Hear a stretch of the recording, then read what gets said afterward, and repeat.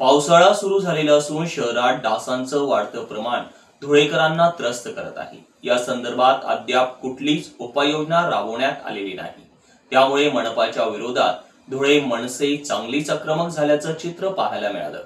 या संदर्भात उपायुक्ता शोभा बाविस्कर यांना या संदर्भाचं निवेदन देण्यात आलं आहे।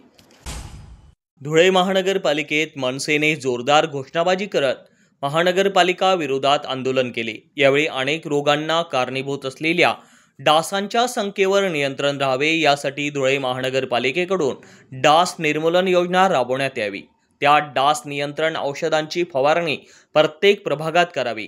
घरोघरी वापरायचं पाणी साठवून ठेवलेलं आहे, त्यात अँटी मॉस्किटो औषध टाकण्यात यावं, जेणेकरून भविष्यात होणारे शहरावरचे डेंग्यू, मलेरिया या आजारांचं संकट टळून धुळेकर जनता सुरक्षित राहील।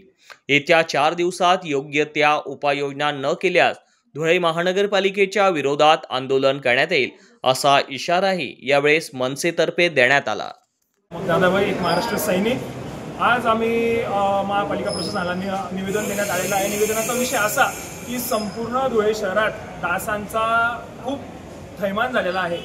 डास इतक्या जलद प्रमाणात आणि इतके वाढलेले आहे की त्यांच्यावरती कुठल्याही प्रकारची उपाययोजना मनपातर्फे करण्यात आलेली नाहीये।